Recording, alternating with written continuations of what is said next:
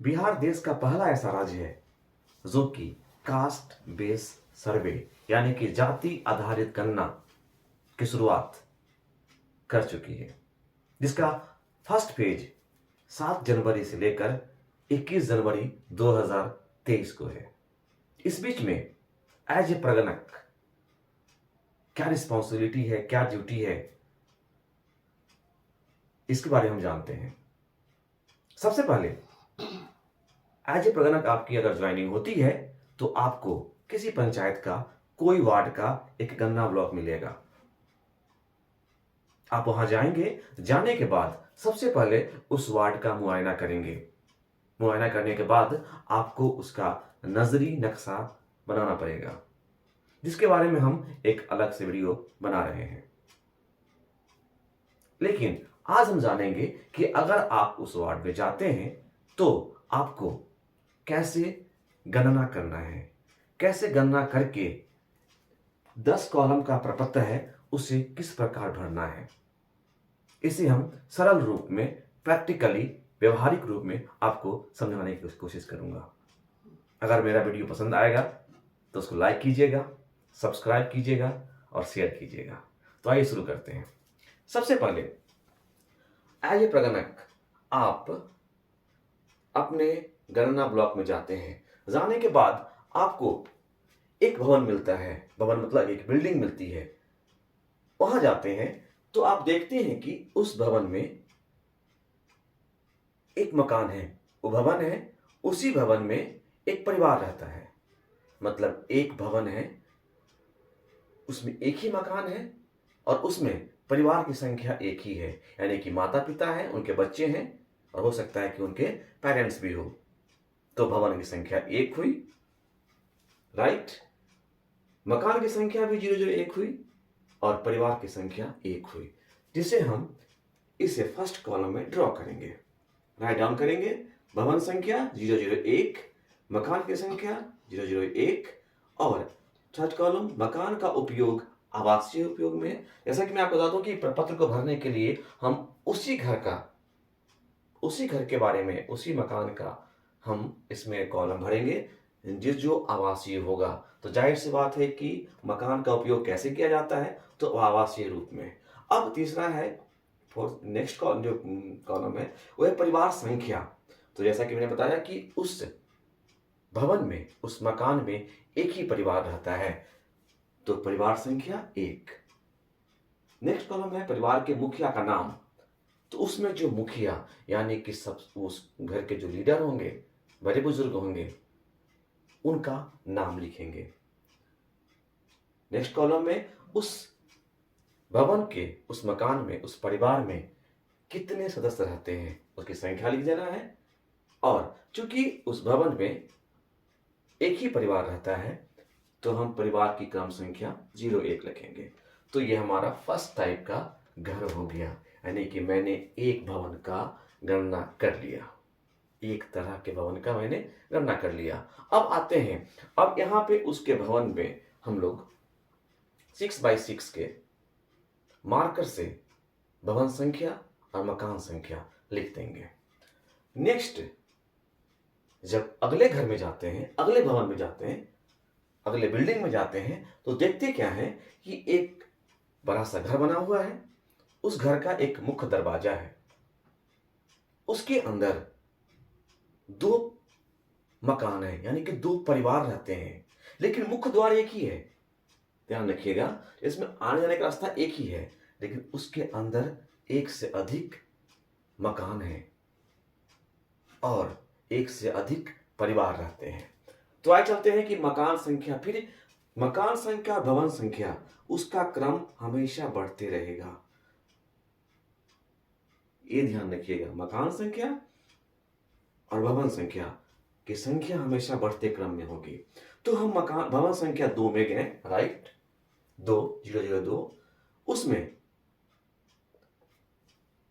देखेंगे कि कितने मकान हैं।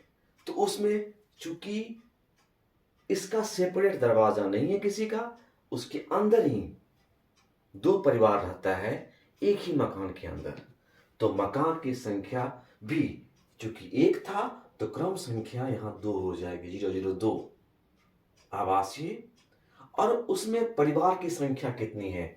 तो ये देखिए, परिवार की संख्या 1 और 2। तो हम यहां लिखेंगे परिवार संख्या 2। ये 2, उसके मुखिया का नाम सोहन और उस सदस्य की संख्या 2, और परिवार की क्रम संख्या 01 पहले वाले के लिए, और परिवार संख्या 2 है तो दूसरे जो परिवार है उसका मुखिया का नाम संजय, उसके परिवार के सदस्य की संख्या 3, और उसका जो क्रम संख्या परिवार संख्या 2। यानी कि परिवार की जो क्रम संख्या है वो मकान के अंदर में ही जो सीक्वेंस होगा उसके बढ़ते क्रम में होगा। इस पे ध्यान रखेंगे हम लोग। अब हमारा परिवार संख्या 2 भी हो गया, सॉरी भवन संख्या 2 भी हो गया। अब हम जाते हैं तीसरे भवन में जाते हैं। जब वहां जाते हैं तो कुछ और मामला दिखता है। घर तो एक बड़ा सा है, एक ही भवन है, एक बड़ा सा बिल्डिंग है, और उस बिल्डिंग में देखते क्या है कि 3 फैमिली रहते हैं, और तीनों का दरवाजा आने जाने का रास्ता अलग अलग है। इसका मतलब ये हुआ कि उसमें 3 मकान है। देखिए, एक दरवाजा, ये मुख्य दरवाजा, एक इधर से और इधर से, 1 2 3। इसका मतलब ये हुआ कि इसमें एक भवन में 3 मकान है, क्योंकि मुख्य द्वार अलग अलग है। तो भवन संख्या 003 के मकान संख्या कितने होंगे? मैंने कहा 3 मकान संख्या है, 1 2 3, लेकिन चूंकि हमको बढ़ते क्रम में लिखना है इसको, मकान संख्या को, तो मैंने क्या लिखा है? 003, 04 और 05। तो 003, 04 और 005, यानी कि ये हमारे 3 मकान हो गए, राइट। अब मकान नंबर 3 में कितने परिवार रहते हैं? तो एक ही परिवार रहते हैं, राइट। परिवार संख्या 1, उसके मुखिया का नाम अजय है और सदस्य की संख्या 4 है, और चूंकि एक ही परिवार संख्या है तो क्रम संख्या भी 1, राइट। अब नेक्स्ट वाले में 004 जो है, मकान संख्या 4 है, उसमें भी एक ही परिवार संख्या है, तो उसकी डिटेल भर दी गई है। उसी तरह लास्ट में जो परिवार संख्या मकान संख्या 5 है, उसका डिटेल भी भर दिया गया है, क्योंकि उसमें भी 001 ही है, क्योंकि वहां पे एक ही परिवार रहता है। तो हमारा अब थर्ड टाइप का जो बिल्डिंग है, भवन है, उसके बारे में हमने बता दिया। अब आता है चौथे नंबर पे।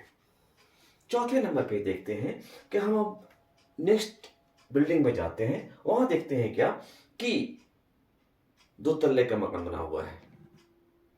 उसमें मैंने देखा कि एक पैसेज तो है, एक एंट्री तो है, राइट, एक मुख्य द्वार है, लेकिन उसमें देखा मैंने कि इसमें 3 परिवार रहते हैं। एक भवन, यानी एक भवन हो गया, मुख्य द्वार 1 है इसलिए एक भवन, लेकिन उसमें परिवार 3 रहते हैं। नीचे वाले में 2 रहते हैं और ऊपर वाले फ्लोर पे एक परिवार रहते हैं। तो चूंकि नीचे 2 रहते हैं और दोनों का सेपरेट 2 मकान है, नीचे 2 रहते हैं तो 2 मकान हो जाएंगे, क्योंकि उनका अलग अलग परिवार है। तो उसकी संख्या मैंने बताया कि 006 और 007, राइट। इसको मैंने यहां पे लिखा है कि भवन संख्या 4 में गया तो उसकी मकान संख्या 006 और 006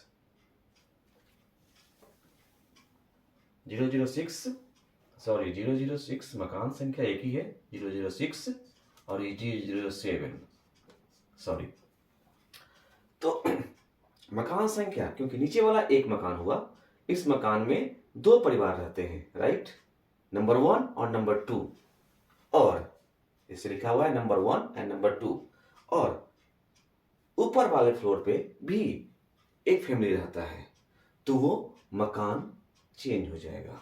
भवन तो एक ही रहेंगे, लेकिन मकान दूसरा हो जाएगा, क्योंकि उनका सेपरेट दरवाजा है।